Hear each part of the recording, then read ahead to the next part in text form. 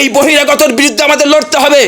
এবং প্রশাসনকে আমি লক্ষ্য করে আমার রাজ্যের মুখ্যমন্ত্রীকে লক্ষ্য করে বলতে চাইছি, আমার রাজ্যের আমন হচ্ছে মুখ্যমন্ত্রী, রাজ্যের আমন হচ্ছে এই পশ্চিম বাংলার প্রশাসনের দায়িত্বকে লক্ষ্য করতে হবে। বহিরাগতগুলো যখন আমার রাজ্যে ঢুকছে তাদের দিকে লক্ষ্য করতে হবে, তারা আমার রাজ্যের আমনকে নষ্ট না করতে পারে। এই পশ্চিম বাংলা সরকারের দায়িত্ব, পশ্চিম বাংলার প্রশাসনের দায়িত্ব, কি করে একজন বহিরাগত এসে আমার রাজ্যের, আমার দেশের, আমার রাজ্যের একজন মুসলমান ভাইকে আঘাত করে তার ব্যবসা বাণিজ্য, গরিব অসহায়কে তার সমস্ত জিনিসগুলোকে ফেলে দিল।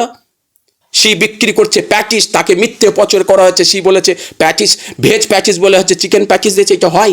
একটা দোকানে যাবেন, দোকানে গিয়ে যদি বলেন ভাই আমি ভেজ প্যাটিস খাবো, আপনাকে ভেজ প্যাটিসই দেবে, কোনো দিনের জন্য সে চিকেন প্যাটিস দেবে না।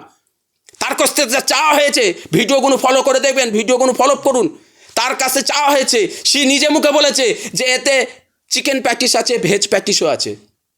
সে একজন ব্যবসায়ী, গরিব অসহায়, সে কোনো বোর্ড দেখেনি। সে যদি বোর্ডটা দেখতো যে চিকেন বা নন ভেজ নিয়ে ভেতরে ঢুকতে হবে, সে নিশ্চয়ই ঢুকতো।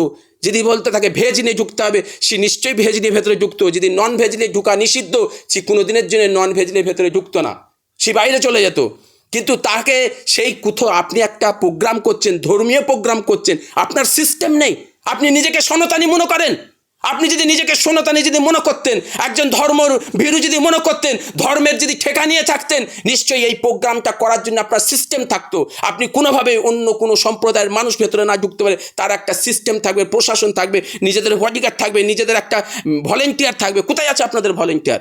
আপনারা তো শুধু অশান্তি করার জন্য এসেছিলেন। এই বাংলাকে ভোটমুখী 2026-এর ভোট থেকে কীভাবে জিতবো, তার জন্য এই আপনার শুভেন্দুর মতন মানুষ এই ধরনের ভাষা ইউজ করছে। হিন্দু জাগো, হিন্দু জাগো, হিন্দু জাগো মানে কি? পশ্চিমবাংলা কি হিন্দু মুসলমান হচ্ছে নাকি? পশ্চিমবাংলায় আমরা যথেষ্ট আছি, বুদ্ধিজীবী মুসলিম আছে, বুদ্ধিজীবী হিন্দু ভাই আছে, আমরা আমনের সাথে আছি, আমরা একসাথে আছি। আমার হিন্দু ভাইয়ের ওপরে কোনো অত্যাচার হলে আমরা আওয়াজ তুলি, বুদ্ধিজীবীরা যে আওয়াজ তুলে। আজকে দেখছেন না, প্যাটিসের ওপর আঘাত করেছে, একজন মুসলিমের ওপর আঘাত করেছে বলে হিন্দু ভাইয়েরা প্রতিবাদ করছে। কত হিন্দু ভাই রাস্তায় নেমেছে। এই আমি বহিরাগতদের লক্ষ্য করে বলতে চাইছি, আমার রাজ্যকে শিক্ষাতে হবে না তোমাদের, আমার রাজ্যকে শেখাতে হবে। আমার রাজ্যে আমন যথেষ্ট আছে, হিন্দু মুসলিম ঐক্যভাবে আছি। আমি ওই বহিরাগত যারা অশান্তি করতে আসছে তাদের গায়ে লক্ষ্য করে বলতে চাইছি, আমার রাজ্য যথেষ্ট শান্তি আছি। আমরা যখন হিন্দু মুসলিম ঐক্যভাবে থাকি, কেউ যদি ভুল কথা বলে আমরা প্রতিবাদ করি, আমরা প্রতিবাদ করে দাঁড়াই। তাই আমার সকলকে সতর্ক করছি, আমি বলতে চাইছি এই ফুরফুরা দরবার শরীফ থেকে আমি সকলের কাছে, আমার রাজ্যে হিন্দু মুসলিম সকলকে লক্ষ্য করছি, আমাদের সকলের দায়িত্ব এই ধরনের দুর্নীতি, এই ধরনের যেভাবে অশান্তি তৈরি করছে, আমার রাজ্যের আমনকে নষ্ট করার চিন্তাভাবনা করছে, এইগুলো আমাদের সকলকে রুখতে হবে। প্রশ্ন হচ্ছে, যারা এই উগ্রতা করলো তাদেরকে গ্রেপ্তার করা হলো এবং ছেড়ে দেওয়া হলো, তারপরে এই শুভেন্দু অধিকারী, বিরোধী দলনেতা এবং সুকান্ত মজুমদাররা তাদেরকে নিয়ে বরণ করছেন, এবং এই উগ্রতাটা কি তারা কি আরো মানুষের কাছে পৌঁছে দিতে চাইছে? একদম। এই ধরনের এরা তো হিন্দু সমাজের ঠেকা নিয়ে বসে আছে, এরা তো হিন্দু সমাজের বড় ঠেকা। আমার আফসোস লাগে ওই সমস্ত বুদ্ধিজীবীরা এদের বিরুদ্ধে কোনো কথা বলে না, সাধু সন্ন্যাসীরা আছে বড় বড়, এদের বিরুদ্ধে কথা বলে না। আজকে এরা কী ধরনের ব্যবহার করছে, হিন্দু সমাজের কি ঠেকা নিয়ে আছে এই শুভেন্দু? এই ঠিক মতন গীতা পড়তে জানে? এরা ঠিক মতন পড়াশোনা জানে হিন্দু সমাজের? আজকে যে সমস্ত হিন্দু সমাজের যে মনীষীগুলো আছে, যে সমস্ত মানে বুদ্ধিজীবীরা আছে, তারা সামনে এদের কথা বলে না। এরা তো রাজনীতি করছে, এরা তো রাজনীতি করতে নেমেছে, টোটালি সেদের রাজনীতি, আর ওদের কিছু নয়। এরা যদি রাজনীতি না হতো, কোনোদের জন্য এইটাকে ভাইরাল করতো না, একটা প্যাটিসওয়ালা হিন্দু মুসলিম করতো না। আর কোনো দিনের জন্য শুভেন্দু গিয়ে ওই প্যাটিসওয়ালার, যে প্যাটিসওয়ালাকে মারধর করেছে, প্রশাসন তাকে সাজা দিয়েছে, সে একটা সাধারণ মানুষ, দেশের সংবিধান লকে লক্ষ্য করে তাকে জেলে ভরেছে, তাকে জেলে আইনত হিসাবে, সে যখন আইনত হিসাবে জেল থেকে বেরোচ্ছে, শুভেন্দুর মতন মানুষ তাকে ফুলের মালা চড়া দিচ্ছে। এর মতন হাস্যকর, এর মতন দুঃখ কিছু হতে পারে?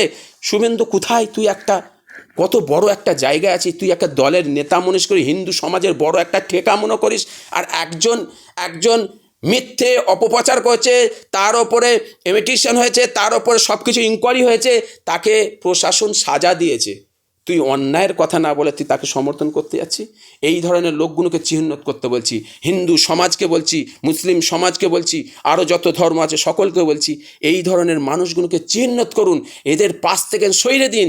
আমাদের যে সমস্ত মনীষীরা এই দেশকে বাঁচতে গেছে, এই দেশের আমনটাকে শিখে গেছে, এই দেশের চলাফেরা শিখেছে, সেই দিকে ফলো করুন, সেই দিকে লক্ষ্য করুন, সেইভাবে চলার চেষ্টা করুন। প্রশ্ন হচ্ছে, সেই ব্যক্তি যিনি নির্যাতিত হয়েছে তিনি কিন্তু বলছেন যে কলকাতা ছেড়ে তিনি চলে যেতে চাইছেন, তার গ্রামে ফিরে যেতে চাইছেন। এত বড় দুঃখ তার মনে কাজ করছে, কি বলবেন?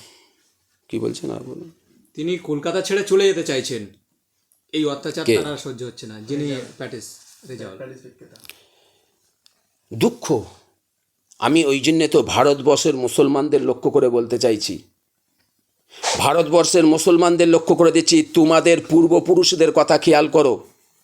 তোমাদের পূর্বপুরুষরা, আমাদের পূর্বপুরুষরা ইংরেজের সঙ্গে লড়াই করেছিল নিজের মাতৃভূমির জন্যে, নিজের মাটির জন্যে, নিজের গর্দানটাকে কেটে দিয়েছে, নিজের ব্লাড, নিজের রক্তকে এই জমিনে ফেলেছিল। এই লড়াই আমাদের করতে হবে, এই লড়াই করে আমরা বাঁচবো, এই লড়াই করে আমরা কবরে যাব।